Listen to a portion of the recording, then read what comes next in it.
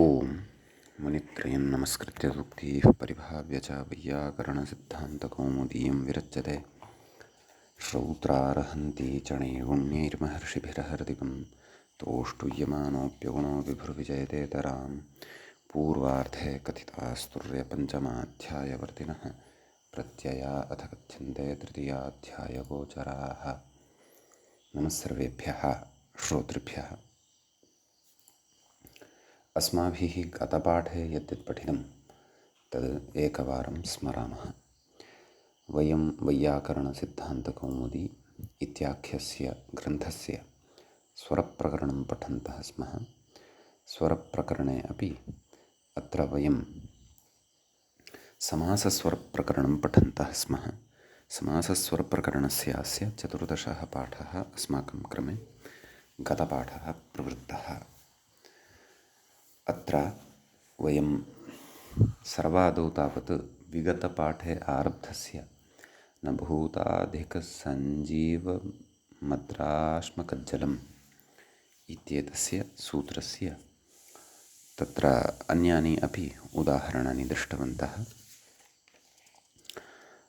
तत्र मद्राश्मग्रहणं सङ्घातविगृहीतार्थम् इत्युक्तम्। मद्रार्मम् एवम् अश्मार्मं मद्राश्मार्मं कज्जलार्मम् इमानि उदाहरणानि दृष्टानि। ततः वार्तिकं पठितम्। आद्युदात्तप्रकरणे दिवोदासादीनां छन्दस्योपसङ्ख्यानम् इति दिवोदासा यदा शुषे इति तत्र इदम् उदाहरणं पठितम्।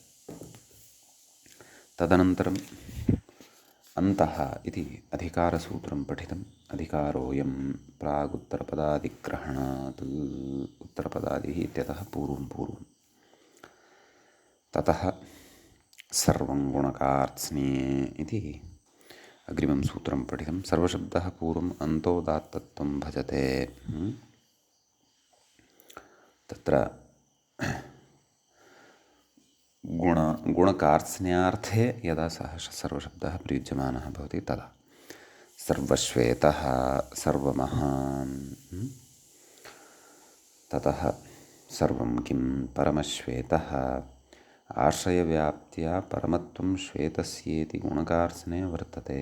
गुणेति किं सर्वसौवर्णः कार्त्स्ने किं सर्वेषां श्वेततरः सर्वश्वेतः।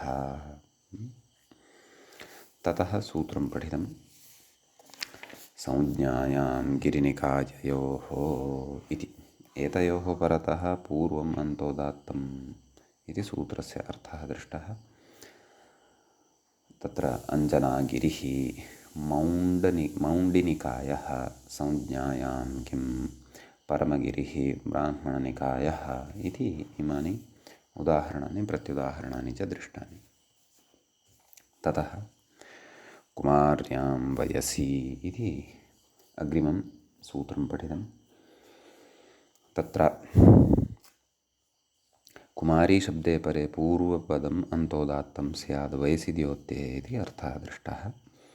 वृद्धकुमारी इति उदाहरणं दृष्टं। ततः कुमारी शब्दः पुंसा सहासंप्रयोगमात्रं प्रवृत्तिनिमित्तम् उपादाय प्रयुक्तः वृद्धादिभिः समानाधिकरणः इति चेत् कुमारी इति तत्र अपि च वृद्धा इति अपि च कुमारी इत्यनयोः समानाधिकरणत्वं न भवति इति न शङ्कनीयं युक्त्या तत्साध्यते।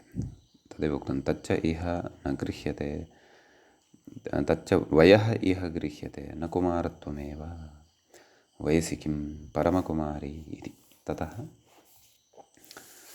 उदके केवले इति सूत्रं पठितम्। अकेवलं मिश्रं तद्वाचिनि समासे उदके परे पूर्वम् अन्तोदात्तम् इति सूत्रस्य अर्थः दृष्टः। तत्र गुडोदकम् इति उदाहरणं साधितं। किञ्च स्वरे कृते अत्र एकादेशः स्वरितोऽनुदात्ते पदादौ इति पक्षे स्वरितः अकेवले किं शीतोदकम् इति पठितम्। ततः द्विगौ क्रतौ इति सूत्रं पठितं। द्विगावुत्तरपदे क्रतुवाचिनि समासे होमस्य सप्तरात्रो बिल्वसप्तरात्रः। द्विगावुत्तरपदे क्रतुवाचिनि समासे पूर्वमन्तोदात्तम् इति सूत्रस्य अर्थः दृष्टः। ततः गर्गत्रिरात्रः इति उदाहरणं साधितं। ततः द्विगौ किम् अतिरात्रः क्रतौ किं बिल्वहोमस्य सप्तरात्रो बिल्वसप्तरात्रः इति च पठितं। ततः सभायां नपुंसके इति अग्रिमं सूत्रं पठितं। सभायां परतः नपुंसकलिङ्गे समासे पूर्वम् अन्तोदात्तं। गोपालसभं स्त्रीसभं ततः सभायां किं ब्राह्मणस्येनं नपुंसके किं राजसभा। ततः प्रतिपदोक्तनपुंसकग्रहणान्नेह रमणीयसभं ब्राह्मणकुलं। सम्यक् इति इमानि उदाहरणानि प्रत्युदाहरणानि च अत्र दृष्टानि। ततः पुरे प्राचाम् इति अग्रिमं सूत्रं पठितम्। अस्य सूत्रस्य अर्थः दृष्टः यत् पुरशब्दे परे प्राचां देशे पूर्वपदम् अन्तोदात्तं स्यात् इति। ततः अरिष्टगौडपूर्वे च इति अग्रिमं सूत्रं पठितं। पुरे परे अरिष्टगौडपूर्वसमासे पूर्वम् अन्तोदात्तं। ततः अरिष्टपुरं गौडपुरम् इति उदाहरणद्वयं साधितं। ततः तत्र पूर्वग्रहणं किम् इहापि यथा स्यात् अरिष्टाश्रितपुरं गौडभृत्यपुरम् इति एतावन्ति इमानि सूत्राणि गते पाठे पठितानि। गतपाठस्य अन्ते व्याख्यापङ्क्तयः इत्थमासन्। तत्र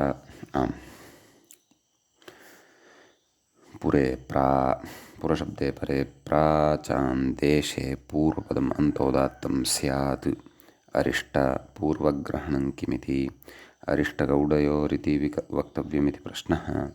इहापि यथा स्यादिति पूर्वग्रहणे हि सति बहुव्रीहिर्लभ्यते अरिष्टगौडौ पूर्वौ यस्मिन् समास इति।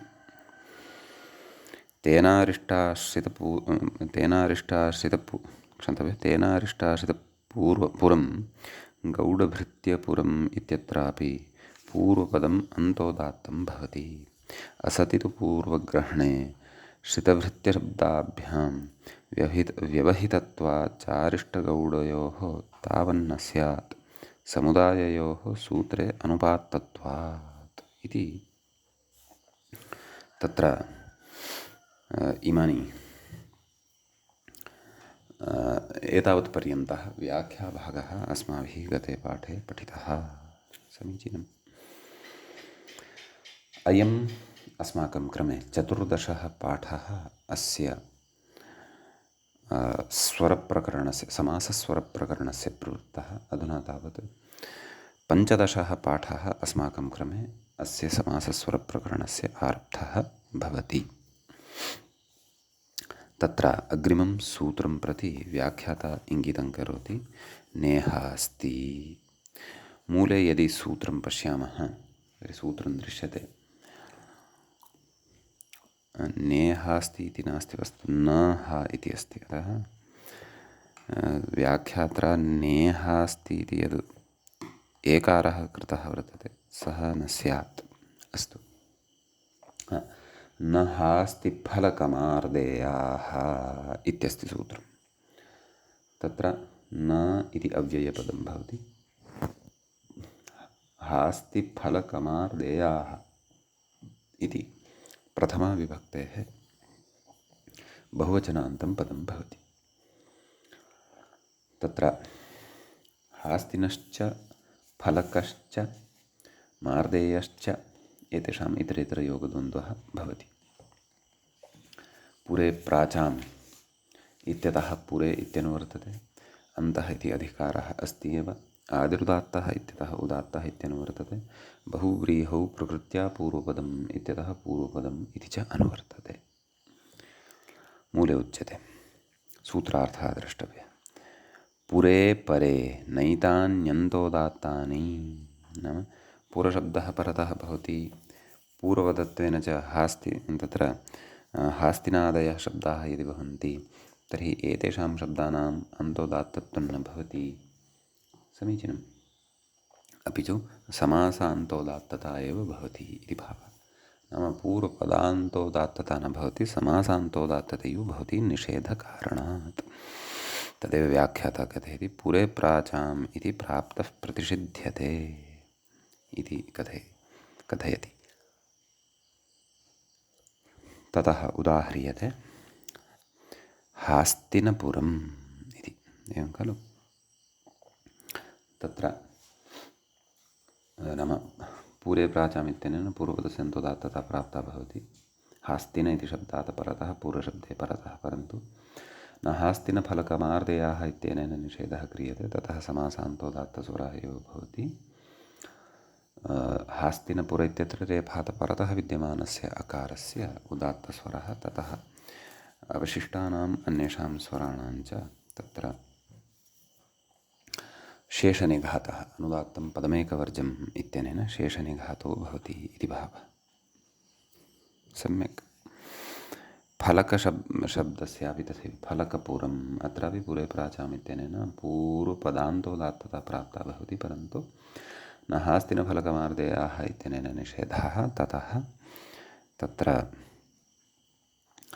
समासस्य इति अन्तोदात्ततैव भवति, ततः अनुदात्तं पदमेकवर्जम् इत्यनेन शेषनिघातः भवति। मार्देयपुरम् इति अस्ति। तत्र प्रकृतेपि तथैव अग्रे कथयति मृदेरपत्यम् इति शुभ्रादित्वा ढक् क्व मार्देय इत्यत्र इति कथयति। मूले व्याख्यातः कथयति ढेलोपो कद्वाः इत्युकारलोपः। परन्तु मृदेः अपत्यम् इति कथयति खलु। मृदोः अपत्यम् इति तु पाठः नास्ति। यदि कदाचित् व्याख्यातुः पुरतः मृदोः अपत्यमिति पाठः भवितुमर्हति, परन्तु सः पाठः तु मूले न दृश्यते। अत्र पाठभेदान् अपि पश्यामः यदि, तर्हि मृदेः इति पाठाः दृश्यमानाः वर्तन्ते, परन्तु भवितुमर्हन्ति इतोपि अन्ये पाठाः अपि भवितुमर्हन्ति यत्र मृदोः इति स्यात्। मृदोः इति उकारान्तता यदि अस्ति तर्हि ढकि परतः ढेलोपे कद्वाः इत्यनेन उकारलोपः अवगन्तव्यः इति कथयति ग्रन्थकारः। यदि इकारः अस्ति तदा तु क्लेशः एव नास्ति, यस्य इति चैतन्येन तस्य लोपः भवति, मार्देय इति सिद्ध्यति। अस्तु, ततः अग्रिमं सूत्रं वयं पठामः। व्याख्याता तु कथयति दिक् शब्दाः। अग्रिमं सूत्रं त्यक्तवान् अस्ति व्याख्याता, वयं पठामः तत्। कुसूलकूपकुम्भशालम्बिले इति भवति सूत्रं। कुसूपकूपकुम्भशालम् इति प्रथमाविभक्तेः एकवचनान्तं पदं भवति, बिले इति सप्तमी विभक्तेः एकवचनान्तं भवति। अन्तः इति अधिकारः अत्र लभ्यते। आदिरुदात्तः इत्यतः उदात्तः इति लभ्यते। बहुव्रीहौ प्रकृत्या पूर्वपदम् इत्यतः पूर्वपदम् इति लभ्यते। समीचीनम्। ततः सूत्रार्थः द्रष्टव्यः मूले। किं कथयति चेत् एतान्यन्तोदात्तानि बिले परे। बिलशब्दः यदा परतः भवति तदा एतेषां शब्दानाम् अन्तोदात्तता भवति इति। सम्यक्। ततः उदाहरणानि पश्यामश्चेत् कुसूलबिलं, कूपबिलं, कुम्भबिलं, शालबिलं। अतः कुसूलस्य बिलम् इत्यादि विग्रहः अत्र द्रष्टव्यः। षष्ठ्यन्ततया सर्वेषु उदाहरणेषु षष्ठीसमासः सर्वेषु उदाहरणेषु कर्तुं शक्यः। ततः तदेव समासस्य इति अन्तोदात्तता प्राप्ता भवति, परन्तु प्रकृतसूत्रेण पूर्वपदान्तोदात्तता अत्र भवति। अतः सर्पबिलम् इत्यत्र र्प इत्यत्र विद्यमानः अकारः, कुसूलबिलम् इत्यत्र ल इत्यत्र विद्यमानः क्षन्तव्यः। प्रथमम् उदाहरणं किं? कुसूलबिलं। सत्यं सत्यं। कुसूलबिलम् इत्यत्र ल इत्यत्र विद्यमानः अकारः, कूपबिलम् इत्यत्र प इत्यत्र विद्यमानः अकारः, कुम्भबिलम् इत्यत्र म्भ इत्यत्र विद्यमानः अकारः, शालबिलम् इत्यत्र ल इत्यत्र विद्यमानः अकारः च उदात्तः भवति। ततः अनुदात्तं पदमेकवर्जम् उदात्तादनुदात्तस्य स्वरितः स्वरितासंहितायाम् अनुदात्तानाम् इति तत्र एते यथा यथं शेषनिघातादयः प्रवर्तन्ते। कुसूलादि किं सर्पबिलम् इति, कुसूलादिषु सर्पशब्दः नास्ति इति कृत्वा प्रकृते समासान्तोदात्तस्वरः एव भवति। बिलेति किं कुसूलस्वामी, नाम बिलशब्दः परतः अपेक्षितः एव। अत्र कुसूलशब्दः पूर्वपदत्वेन अस्ति यः सूत्रे पठितः, तथापि बिलशब्दपरकत्वं नास्ति इति कृत्वा प्रकृते समासान्तोदात्तस्वर एव भवति इति भावः। समीचीनम्। अग्रिमसूत्रं प्रति व्याख्याता इङ्गितं करोति, कथयति दिक्शब्दाः। मूले पश्यामश्चेत् दिक्शब्दा ग्रामजनपदाख्या न च नराटेषु इति अस्ति। तत्र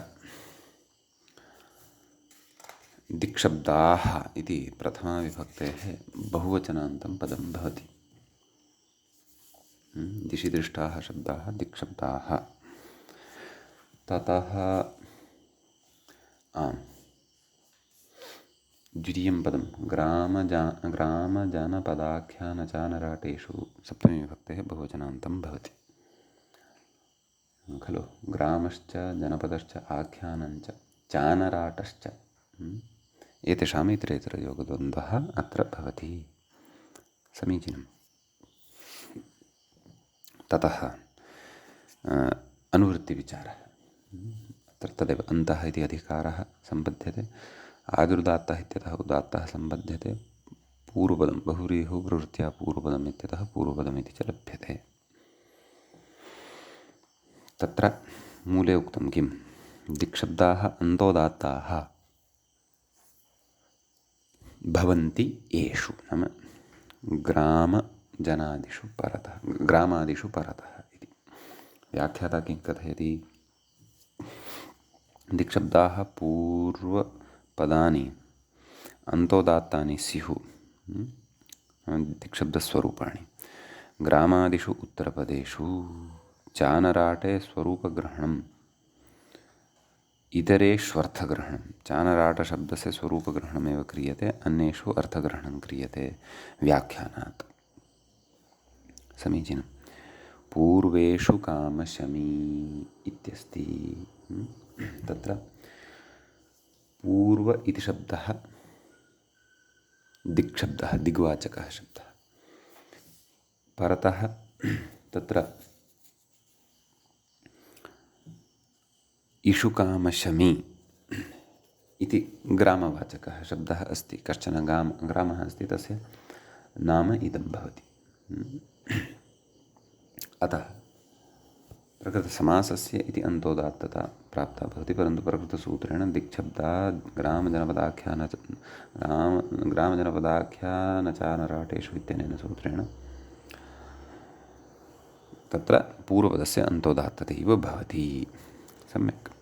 अतः पूर्व इत्यत्र, नाम पूर्व इषु इत्यत्र एकादेशः भवति खलु।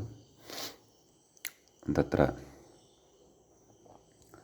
ततः स्वरितोवानुदात्ते पदादौ इत्यनेन एकादेशभूतः यः एकारः अस्ति तस्य विकल्पेन स्वरितत्वविधानं भवति। पक्षे एकादेश उदात्तेन उदात्तः इत्यनेन उदात्तता एव भवति। ततः षु इत्यत्र विद्यमानः यः अकारः तस्य उदात्तादनुदात्तस्य स्वरितः इत्यनेन स्वरितत्वविधानं भवति। ततः स्वरितात् संहितायाम् अनुदात्तानामिति प्रचयः, एकश्रुतिश्च अत्र अवगन्तव्या।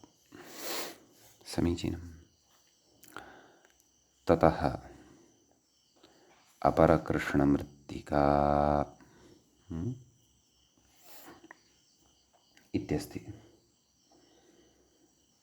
नाम एतदपि तत्र तदेव वाचके शब्दे परतः पूर्वपदस्य अन्तोदात्ततायाः उदाहरणं भवति। तत्र प्रकृतिपूर्वशब्दः अपरशब्दः दिग्वाचकः। अपि च तत्र कृष्णमृत्तिका वस्तुतः तदेव परतः विद्यमानस्य ग्रामवाचकत्वम् अपेक्षितं खलु, तच्च कृष्णमृत्तिका इति। अतः प्रकृते नाम समासान्तोदात्तता प्राप्ता भवति, परन्तु दिक्शब्दा ग्रामजनपदाख्यानराटेषु इत्यनेन सूत्रेण पूर्वपदस्य अन्तोदात्ततैव भवति। अतः अपर इत्यत्र रेफातपरतः विद्यमानः अकारः सः उदात्तः भवति। ततः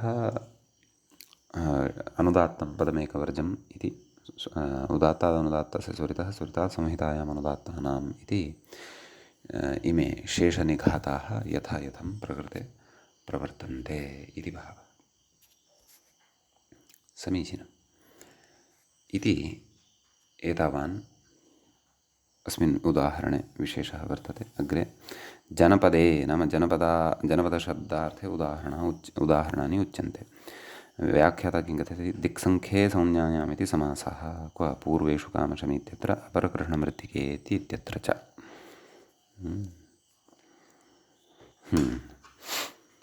पूर्वपञ्चालाः इत्यस्ति। एतद् जनपदे मूले उक्तं खलु, जनपदे नाम जनपदवाचके शब्दे परतः पूर्वपदस्य अन्तोदात्ततायाः उदाहरणमिदं। पूर्वपञ्चालाः तर्हि प्रकृते पञ्चालशब्दः परतः तत्र जनपदवाचकः। ततः पूर्वं पूर्व इति तत्र दिग्वाचकतां भजते। व्याख्याता कथयति समुदायेषु हि प्रवृत्ताः शब्दाः अवयवेष्वपि वर्तन्ते इति पञ्चालैकदेशे पञ्चालशब्दः ततः पूर्वशब्देन सामानाधिकरण्यात् पूर्वापरप्रथमचर्म इत्यादिना कर्मधारयः नाम कर्मधारय समासः अत्र भवति इति भावः। सम्यक् तदेव। तर्हि समासस्य इति अन्तोदात्तता भवति, परन्तु पूर्वपदान्तोदात्तता प्रकृतसूत्रेण दिक्शब्दा ग्रामजनपदाख्यानचानराटेषु इत्यनेन सूत्रेण तत्र पूर्वपदस्य अन्तोदात्ततायां रुव इत्यत्र विद्यमानः यः अकारः वर्तते तस्य उदात्तता भवति। ततः अनुदात्तं पदमेकवर्जम् इति शेषनिघातः स्वरितात् संहितायाम् अनुदात्तानाम् इति तत्र ततः पूर्वम् उदात्तादनुदात्तस्य स्वरितः इति स्वरितत्वविधानं स्वरितात् संहितायाम् अनुदात्तानाम् इति शेषनिघातः च तत्र भवति। सम्यक्। ततः आख्याने इति कथयति खलु अग्रे, नाम उदाहरणमुच्यते इति भावः आख्यानार्थे। पूर्वयायातम् इति पूर्वयायातम् इति एवमेव अस्ति। तर्हि प्रकृते आख्यानार्थता कथं गम्यमाना भवति, नाम यायातम् इत्येतस्य शब्दस्य आख्यानार्थता कथं भवति इति द्रष्टव्यमस्ति। व्याख्याता कथयति ययातिम् अधिकृत्य कृतः ग्रन्थः कश्चन वर्तते, तस्य नाम ययातिः वर्तते। ययातिमधिकृत्य कृतः ग्रन्थः इति अणि यायातशब्दः सिद्धः। अतः आख्यानार्थत्वमत्र गम्यते। अतः तत्र एतादृशः अर्थः च अस्माभिः तद्धितेषु पठितः एव अस्ति। अतः विनूतनः अयं विषयः इति नास्ति। तत्र अधिकृत्य कृते ग्रन्थे इति प्रकरणं द्रष्टव्यम्। तर्हि अत्रापि नाम पूर्वयायात इत्यनयोः समासान्तस्वरः प्राप्तः भवति, परन्तु पूर्वपदान्तोदात्ततैव प्रकृते एतेन सूत्रेण विधीयते दिक्शब्दा ग्रामजनपद इत्यादि सूत्रद्वारा। ग्रामजनपद आख्यानेत्यादि सूत्रद्वारा। ततः अग्रे पूर्वचानराटम् इत्यस्ति। पूर्वचानराट इत्यनयोः द्वयोः समासः भवति। तत्र द्रष्टव्यं चानराट इति कस्मिन् अर्थे प्रयुज्यते, काचित् संज्ञा वा अथवा का व्यवस्था इति कदाचित् व्याख्याता कथयेत्, परन्तु न दृश्यते। अस्तु, एवं तर्हि प्रकृते पूर्व इत्येतस्य अन्तोदात्तता भवति। अर्व इत्यत्र विद्यमानः अकारः उदात्तः, ततः अनुदात्तं पदमेकवर्जम् उदात्तादनुदात्तस्य स्वरितः स्वरितात् संहितायाम् अनुदात्तानाम् इति यथा यथम् अत्र शेषनिघातादयः प्रवर्तन्ते। अग्रे कथयति व्याख्याता मूलं प्रति इङ्गितं करोति। शब्दग्रहणमित्यादि मूले पश्यामश्चेत् तत्र उक्तमस्ति शब्दग्रहणं कालवाचि दिक्शब्दस्य परिग्रहार्थम्, एवं खलु, न तु दिक्शब्दस्य स्वरूपस्य ग्रहणार्थम् इति भावः। तदेव कथयति व्याख्याता। दिशि दृष्टः शब्दः नाम दिगर्थे यः शब्दः दृश्यते इति उत्तरपदलोपि समासत्वेन कालवाचिनोपि ग्रहणात् पूर्वयायातमित्यादावपि भवति। समासः तेन, अस्तु समासत्वेन इति न, पुनः पठामः। दिशि दृष्टशब्दः इति उत्तरपदलोपि समासः तेन कालवाचिनः अपि ग्रहणात् नाम कालवाचकस्यापि ग्रहणं भवति, पूर्वयायातम् इत्यादावपि भवति। नाम पूर्वयायातम् इत्यादिषु अपि तत्र नाम पूर्वपदान्तोदात्तता भवति इति भावः। एवं खलु इति कथयति नाम प्रकृत उदाहरणे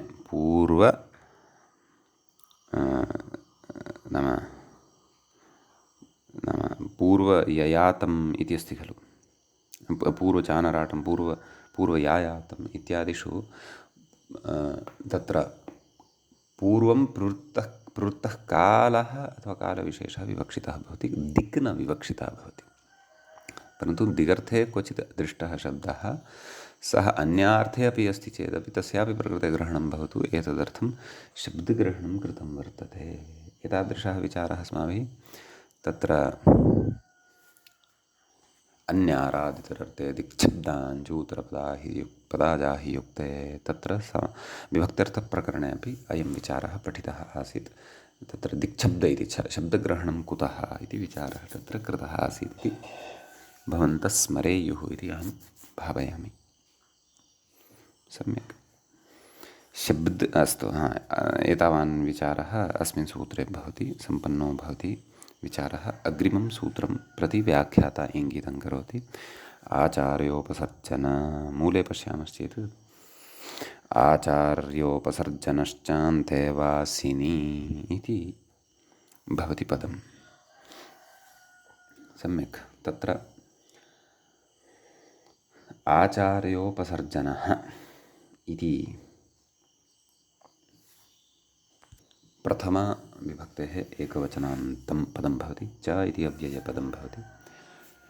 अन्ते वासिनि इति सप्तमी विभक्तेः एकवचनान्तं पदं भवति। अन्ते वासिन् इति अत्र प्रातिपदिकं भवति, तस्य सप्तम्यन्तम् इदं भवति। समीचीनम्। ततः दिक्शब्दाः ग्रामजनपदाख्यान्नचानराटेषु इत्यस्मात् सूत्रात् दिक्शब्दाः इति न वर्तते। अपि च अन्तः इति अधिकारः अत्र वर्तते। आदिरुदात्तः इत्यतः उदात्तः, बहुव्रीहौ प्रकृत्या पूर्वपदम् इत्यतः पूर्वपदम् इति च अनुवर्तते। भवन्तः स्मरेयुः अस्माभिः स्वरप्रकरणे एव अत्रैव समासस्वरप्रकरणे एव आचार्योपसर्जनश्चान्ते वासी इत्यपि पठितं खलु सूत्रं। 36 सूत्रम् अत्र द्वितीयस्य पादस्य तत् पठितम्। आचार्योपसर्जनान्ते वासिनां द्वन्द्वे पूर्वपदं प्रकृत्या पाणिनीयरौढीयाः इत्यादिकं तत्र पठितं खलु। परन्तु अत्र ईषद्भेदः अस्ति। तत्सूत्रं तु आचार्योपसर्जनश्चान्ते वासी इति अस्ति। अत्र तु आचार्योपसर्जनश्चान्ते वासिनी इति अस्ति। सम्यक्। आचार्यः उपसर्जनं यस्य सः आचार्योपसर्जनः, एवं बहुव्रीहिः अवगन्तव्यः। आचार्योपसर्जनः इति सप्तम्यर्थे प्रथमा भवति। अन्तेवासिनी इति सप्तमी विभक्तेः एकवचनान्तं भवति अन्तेवासिन् इत्यस्य शब्दस्य। सम्यक्। तत्र व्याख्याता कथयति आचार्योपसर्जनग्रहणम् अन्तेवासिनः विशेषणं सप्तम्यर्थे प्रथमा वर्तते। तत्सर्वं व्याख्यानादेव भवति। तदाह आचार्योपसर्जनवासिनी इति मूले पश्यामः। आचार्योपसर्जनान्ते वासिनि परे दिक्शब्दाः अन्तोदात्ताः भवन्ति इति। भूधातोः प्रयोगं सूत्रार्थकरणसमये व्याख्याता ग्रन्थकारः न करोति इति खलु उच्यते। अतः पश्यन्तु अत्र कृतवान् अस्ति खलु अन्तोदात्ताः भवन्ति। नाम काशिकाकारः तथा सूत्रार्थं लिखति। अयं तु स्यात् स्यात् अथवा स्युः इत्येवमेव सर्वत्र लिखति। परन्तु अत्र अहं चिन्तयामि एतद् न पूर्वमपि अस्ति। पश्यन्तु दिक्शब्दः इत्यत्रापि उक्तवान् खलु अन्तोदात्ताः भवन्त्येषु।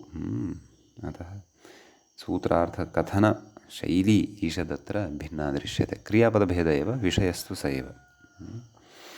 अस्तु, अग्रे कथयति व्याख्याता आचार्यः उपसर्जनं यस्य सः आचार्योपसर्जनः सः च असौ अन्तेवासी च तद्वाचिनी। आचार्योपसर्जनान्तेवासिनी इति एतस्य पदस्य विग्रहम् उक्तवान् ग्रन्थकारः। आचार्यस्य उपसर्जनत्वं च कथं भवति इति अस्माभिः सम्यक्तया आचार्योपसर्जनश्चान्तेवासी इति सूत्रे पाणिनीयरौढीयाः इत्यादीनाम् उदाहरणानां सिद्धिवेलायां विस्तरेण पठितम्। सम्यक्। ततः पूर्वपाणिनीयाः इति उदाहरणं साध्यते। सम्यक्। तत्र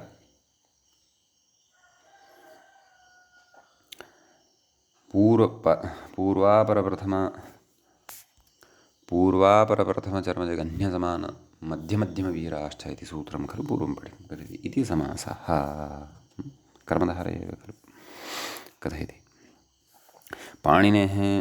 पाणिनेश्छात्राः पाणिनीयाः अत्रान्तेवासिनः प्रधानम् आचार्यस्तूपसर्जनम् एवं खलु। पाणिनीयाः इति पदेन प्रधानार्थः कस्य बुध्यते? अन्तेवासिनाम् अर्थः बुध्यते। आचार्यस्तूपसर्जनः आचार्यशब्दस्तु तत्र उपसर्जनभूतः गौणभूतः, यतः तस्य अर्थः मुख्यतः प्रकृते नास्ति। सम्यक्। अतः प्रकृते तद्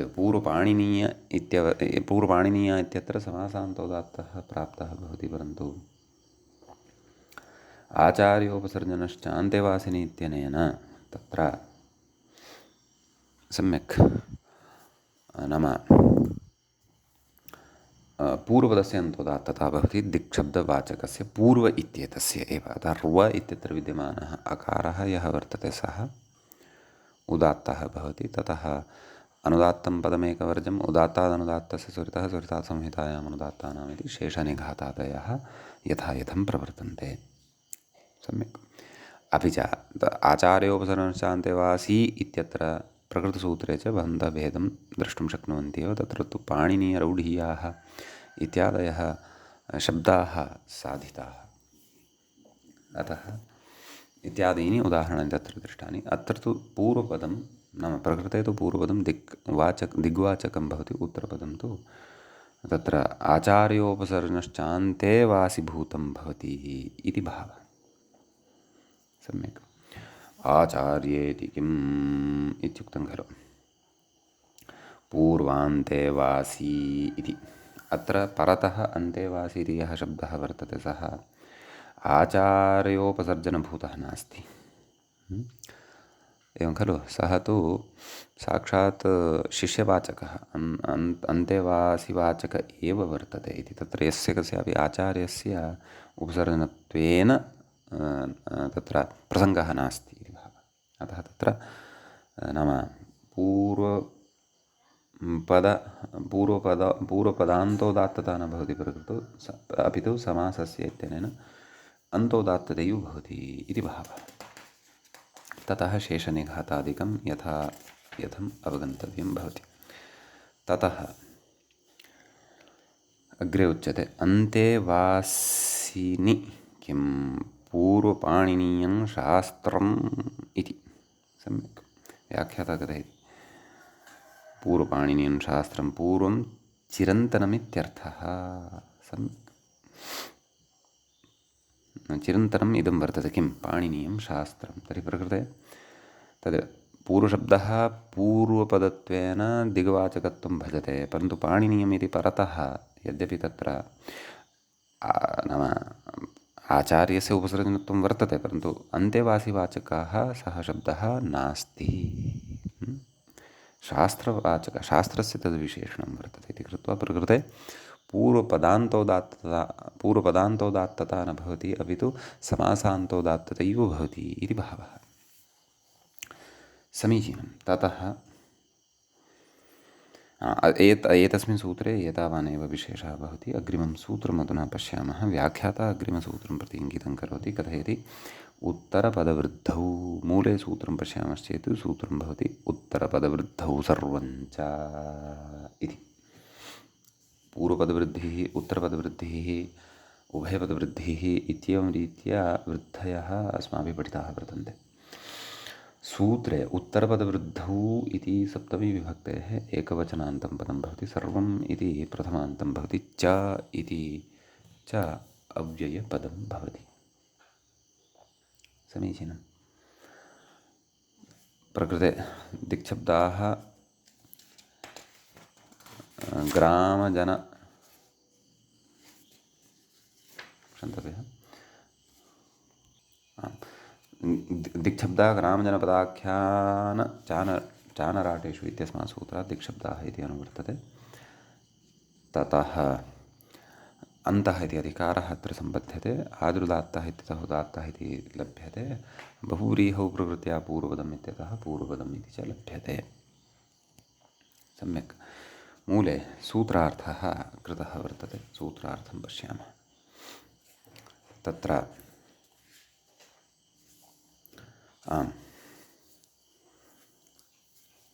व्याख्याता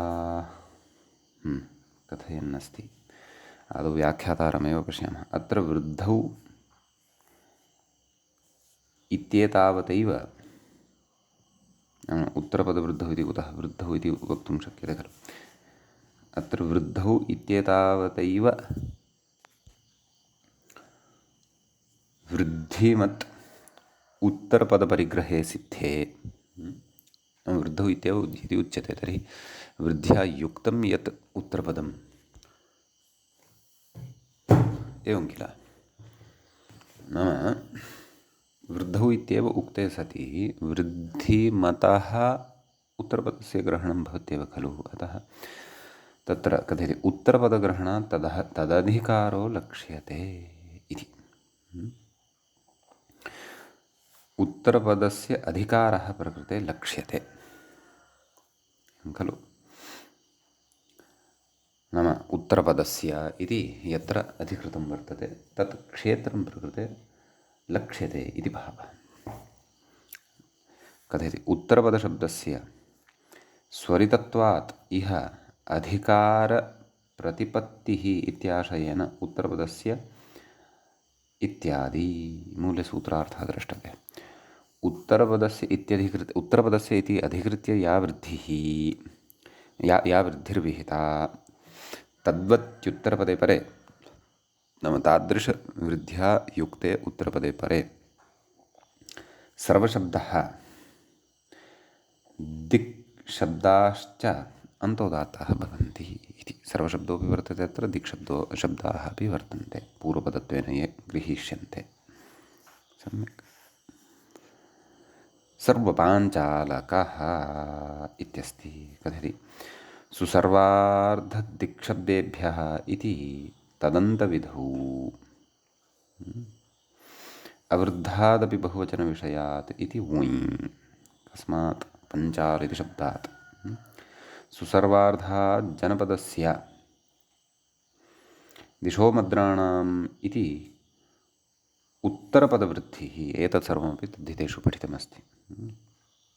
नाम सर्व आदिवृद्धिः अथवा उभयपदवृद्धिः इति न भवति। पञ्चालक इति पञ्चाल वुञ् इत्यत्र नाम इत्यवस्थायाम् उत्तरपदस्य एव वृद्धिः भवति। पकारात् परतः विद्यमानस्य आकारस्य एव वृद्धिः भवति। कथयति वृद्धिशब्देन या वृद्धिर्विहिता तद्वत्युत्तरपदे इति अनुच्यमानेऽपि न निर्वाहः इत्याह। अस्तु तद् अग्रे तर्हि पश्यन्तु सर्वपाञ्चालक इत्यत्र उत्तरपदे वृद्धिविधानं ज्ञातं खलु। अतः प्रकृते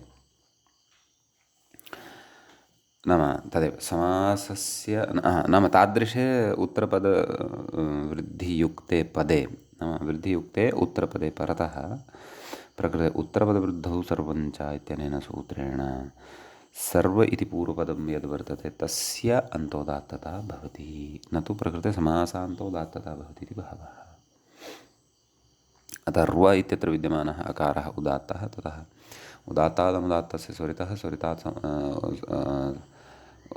क्षन्तव्यः अनुदात्तं पदमेकवर्जमिति उदात्तादनुदात्तस्य स्वरितः स्वरितात् संहितायाम् अनुदात्तानाम् इति शेषनिघातादयः अत्र प्रवर्तन्ते। तद्वत् अपरपाञ्चालकः अत्रापि पूर्वदेव पाञ्चालकशब्दस्य वुञ् आदिवृद्धिः इत्यादिकं सर्वं द्रष्टव्यम्। अतः प्रकृतेपि समासस्य इति अन्तोदात्तता न भवति, परन्तु पूर्वपदान्तोदात्ततैव भवति। अतः रेफात् परतः विद्यमानः यः अकारः सः उदात्तः भवति। ततः अनुदात्तं पदमेकवर्जम् अपि च तत्र शेष एतद् उदात्तादनुदात्तस्य स्वरितः स्वरितात् संहितायाम् अनुदात्तानाम् इत्येते अत्र यथा यथं प्रवर्तन्ते। सम्यक् इति अस्ति अत्र कश्चन विशेषः उदाहरणयोः। नाम दिग्वाचकपूर्वपदस्य इदम् उदाहरणं वर्तते। किम् अपरपाञ्चालकः इति। अग्रे तत्र उदाहरणं प्रत्युदाहरणविचारः उच्यमानः वर्तते। अधिकारग्रहणं किम् एवं खलु सर्वबहुव्रीहौ विश्वशब्दः पूर्वपदभूतः संज्ञायाम् अन्तोदात्तः एकक्षणं तथा न। अधिकारग्रहणं किं सर्वभासः सर्वकारकः इति। अस्तु इदानीं व्याख्यातारं पश्यामः। वृद्धिशब्देन या वृद्धिः विहिता तद्वद्युत्तरपदे इत्युच्यमाने अपि न निर्वाहः इत्याहः सर्वकारक इति। नाम तत्र यदि एतावदेव उच्येत किं वृद्धिशब्देन या वृद्धिः विहिता तद्वद्युत्तरपदे तदापि निर्वाहो न भवति, तथा चेत् अतिव्याप्तिः भवति। सर्वभास नाम भासकारक इत्यादिषु विहिता या वृद्धिः भवति सा वृद्धिशब्दमुच्चार्य एव तत्र अतोपधायति वा अथवा अचुण्यणीति इति वा कृधातोः णुलि सति अचुण्यणीति इति वा यदि भवति तादृशी अपि वृद्धिः अत्र नापेक्षिता। एवं खलु। तथा चेत् तर्हि सर्वभास सर्वकारक इत्यादिष्वपि तत्र पूर्वपदान्तोदात्तता स्यात्, परन्तु समासान्तोदात्ततैव अपेक्षिता इति कृत्वा प्रकृते उत्तरपदस्य इति अधिकारे या विहिता वृद्धिः वर्तते सैव अपेक्षिता। अतोपधायाः चोण्यणिति इत्यादिः इति तु यद्वर्तते तत्तु उत्तरपदाधिकारे नास्ति इति अपि तत्र भवति विशेषः। ततः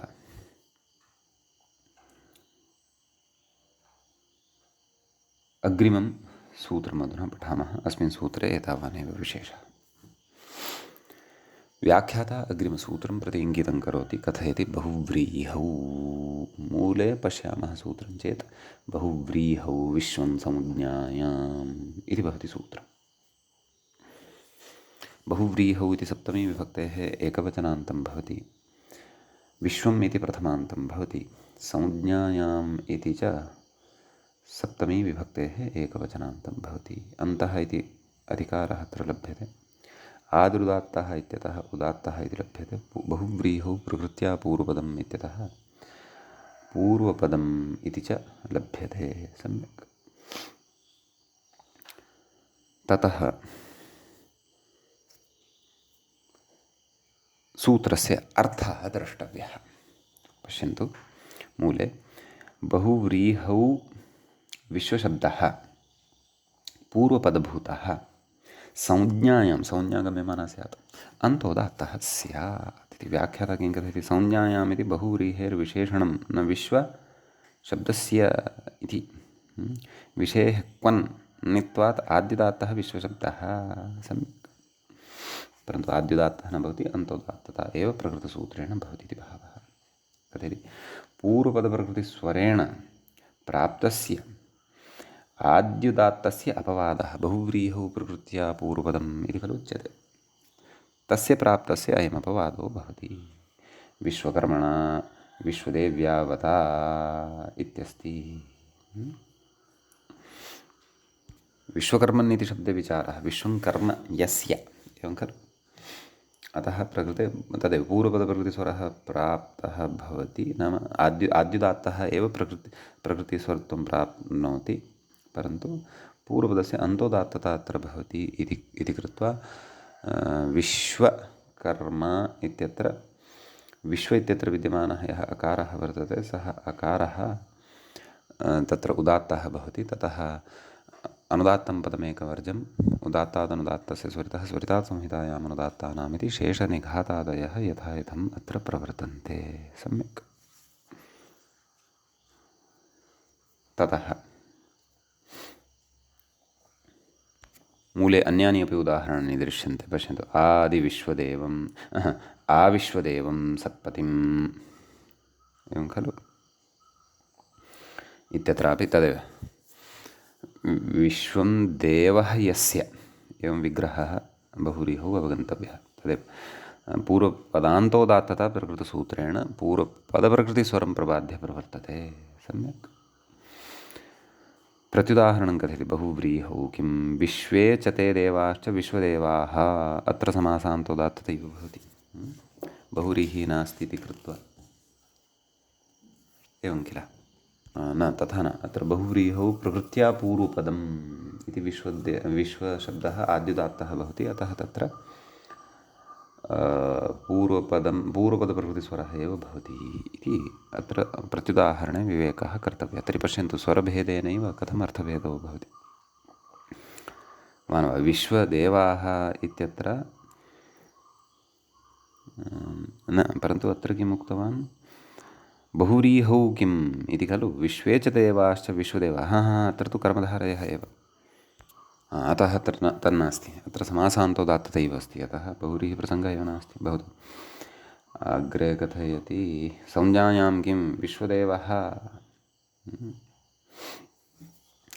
इत्यस्ति। अत्र संज्ञा गम्यमाना नास्ति, अतः प्रकृते सामान्येन बहुव्रीहिः अस्ति। विश्वं देवः यस्य सः विश्वदेवः। तर्हि अत्र बहुव्रीहौ प्रकृत्या पूर्वपदमिति प्रवर्तते, अतः पूर्वपदप्रकृतिस्वरः भवति। वि इत्यत्र विद्यमानः इकारः उदात्तः प्रकृत्या तिष्ठति, ततः शेषनिघातः अनुदात्तं पदमेकवर्जम्, उदात्तादनुदात्तस्य स्वरितः इति स्वरितविधानं, स्वरितात् संहितायाम् अनुदात्तानाम् इति प्रचयश्च भवति। अग्रे कथयति, प्रागव्ययीभावात् बहुव्रीह्यधिकारः इति। नाम अस्मिन् सूत्रे बहुव्रीहौ इति पठितं खलु, तत्र प्रागव्ययीभावात् क्व आयाति अव्ययीभावात् इति। प्रकृते इदं सूत्रं वर्तते षडुत्तरशततमं सूत्रं। किं? बहुव्रीहौ संज्ञायां विश्वं संज्ञायाम् इत्यतः आरभ्य अव्ययीभावः अग्रे आगमिष्यति। कूलतीरतूलमूलशालाक्षसमव्ययीभावे इति अस्मिन्नेव प्रकरणे अग्रे सूत्रं पठिष्यते। तत्र न तद् एकविंशत्युत्तरशततमं सूत्रं भवति, अतः ततः पूर्वं बहुव्रीहौ इत्येतस्य अनुवर्तनं भवति इति तत्र न विस्मर्तव्यम्। सम्यक्, अस्तु, अग्रिमं सूत्रम् अधुना पठामः। व्याख्याता अग्रिमसूत्रं प्रति इङ्गितं करोति, कथयति उदरा। मूले पश्यामश्चेत् सूत्रं भवति उदराश्वेषुषु इति। तत्र आम्, उदराश्वेषुषु इति सप्तमी विभक्तेः बहुवचनान्तं पदं भवति। उदरञ्च अश्वश्च इषुश्च उदराश्वेषवः तेषु उदराश्वेषुषु बहुव्रीहौ विष्णुसंज्ञायाम् इत्यतः बहुव्रीहौ इत्यनुवर्तते। बहुव्रीहौ प्रवृत्त्या पूर्वपदम् इत्यतः पूर्वपदम् इत्यनुवर्तते। आदुदात्तः इत्यतः उदात्तः इत्यनुवर्तते। अन्तः इति अधिकारः च अत्र भवति। सम्यक्, संज्ञायामिति वर्तते। बहुव्रीहौ विष्णुसंज्ञायाम् इत्यतः संज्ञायाम् इत्येतस्यापि अनुवर्तनमस्ति इति अपि कथयति। ततः सूत्रार्थं कथयति व्याख्याता। येषूत्रपदेषु बहुव्रीहौ नाम इमानि सूत्रे य उदरादीनि परिगणितानि तानि बहुव्रीहिघटकभूतानि स्युः, उत्तरपदभूतानि च स्युः। येषु उत्तरपदेषु बहुव्रीहौ संज्ञायां पूर्वपदमन्तोदात्तं स्यात्। अयमपि पूर्वपदप्रकृतिस्वरस्यापवादः। सम्यक्, बहुव्रीहौ प्रकृत्या पूर्वपदमित्यनेन पूर्वपदप्रकृतिस्वरः यः कोऽपि प्राप्तः भवति सः न भवति, परन्तु पूर्वपदान्तोदात्तस्वर एव भवति इति भावः। सम्यक्, वृकोदरः एवं खलु, एवं खलु। व्याख्याता कथयति वृकशब्दः प्राणिनां कुपूर्वाणाम् इत्याद्युदात्तः। सा एषा व्यवस्था पूर्वं पठिता खलु, क्व फिट् सूत्रेषु न वा। अतः आद्युदात्तः भवति, परन्तु तत्र आद्युदात्तता न भवति। विग्रहमपि कथयति व्याख्याता। वृकस्य इव उदरम् अस्य वृकोदरः बहुव्रीहि वर्तते। एवं खलु। अतः प्रकृते पूर्वपदप्रकृतिस्वरः प्राप्तः, परन्तु अन्तोदात्तः एव भवति। एकादेशः प्रकृते वर्तते खलु। अतः एकादेश उदात्तेन उदात्तः इत्यनेन को इत्यस्य उदात्तता भवति। सम्यक्, ततः तदेव नाम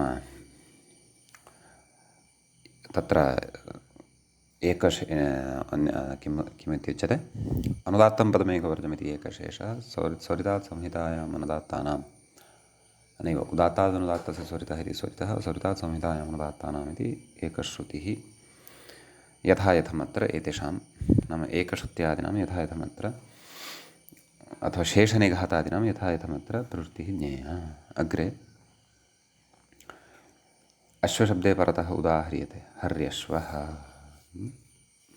कथयति हरतेः सर्वधातुभ्यः इन् आद्युदात्तः हरिशब्दः। कुतः? नित्यादिर्नित्यं नित्यस्ति खलु, अतः। हरिरश्वः अस्य हर्यश्वः यणीकृते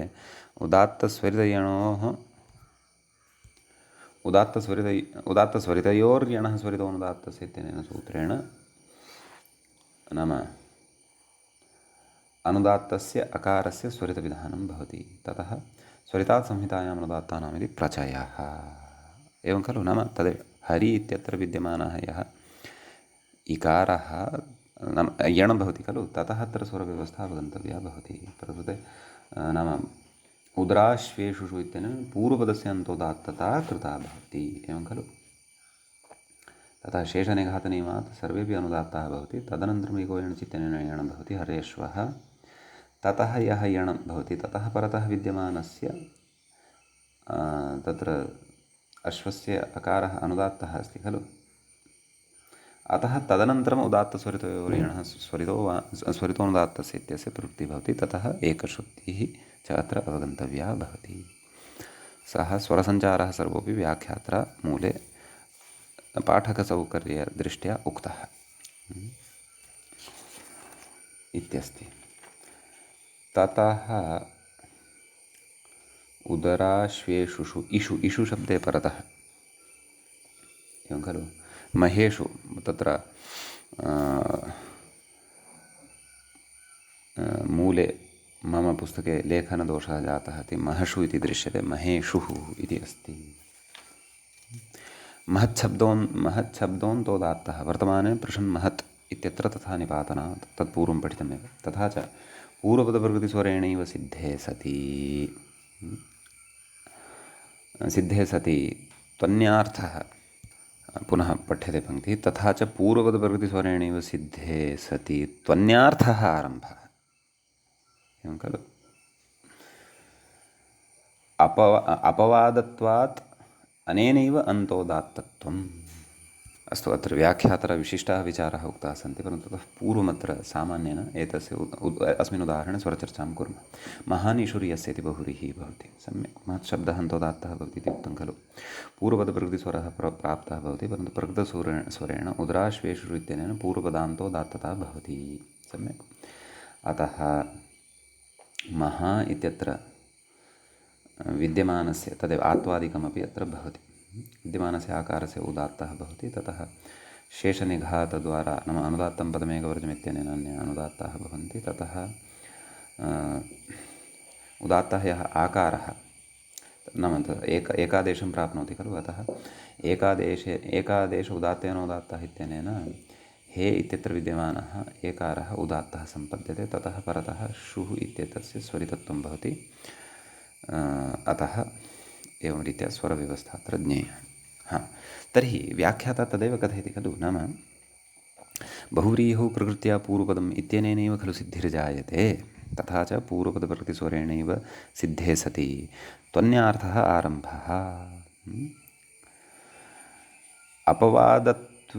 अपवादत्वात् अनेनैव अन्तोदात्तत्वं नाम अपवादत्वात् एतेनैव अन्तोदात्तत्वं भवति किं पूर्वपदप्रकृतिस्वरस्य अत्र यदि बाधः भवति तर्हि यदि प्राप्तिः भवति तर्हि अनेनैव अन्तोदात्तत्वं भवति तर्हि तर्हि एतदुदाहरणं न सम्भवति इति कृत्वा उदाहरणान्तरम् अत्र कथयन्नस्ति ग्रन्थकारः किम् उदाहरणं तु सुवर्णपुङ्खेषुरिति ज्ञेयं सुष्ठुवर्णः येषान्ते सुवर्णाः नै दुःसुभ्याम् इति अन्तोदात्तम् एवं खलु सुवर्णाः पुङ्खाः येषान्ते बहुव्रीहौ पूर्वपदप्रकृतिस्वरेण मध्योदात्तत्वं पुनरिषु शब्दे बहुव्रीहौ पूर्वमन्तोदात्तम् एवं खलु नाम पूर्वपदप्रकृतिस्वरेण मध्योदात्तत्वं भवति तथा चेत् तस्यैव प्रकृतिभावः स्यात् परन्तु इषु शब्दे परतः तु बहुव्रीहौ अत्र पूर्वपदस्य अन्तोदात्तता भवति अतः अत्र वस्तुतः इदम् उदाहरणं देयम् इति कथयति एकादेशस्तु स्वरिते वानुदात्तपदादौ इति पक्षे स्वरितः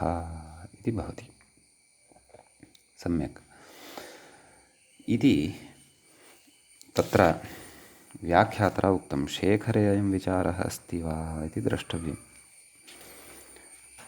हर्यश्व इति उक्त्वा नेन्द्रस्य परस्य इत्यादिकम् उपस्थाप्य एतदुदाहरणसन्दर्भे विचारः शेखरे न दृश्यते व्याख्यातुः एषा अत्र मतिः नाम इदमुदाहरणं न उदाहरणान्तरमेव प्रकृते द्रष्टव्यं भवति इति तत् सत्यमपि अस्ति यतः महेषुः इत्यत्र बहुव्रीहौ प्रकृत्या पूर्वपदम् इत्यनेनैव पूर्वपदप्रकृतिस्वरेणैव अन्तोदात्तता सिद्धः भवति खलु यतः महत्शब्दः अन्तोदात्तः एव अतः उदाहरणान्तरे युक्त्या नाम इषुशब्दग्रहणस्य प्रयोजनं व्याख्यात्रा यदुक्तं तद् सम्यगेव भाति द्रष्टव्यं ग्रन्थान्तरे अपि इत्थम् उक्तम् अस्ति वा इति सकृत् विचारणीयः अयं विषयः भवितुम् अर्हति सम्यक् इति एतावान् विशेषः अस्मिन् सूत्रे भवति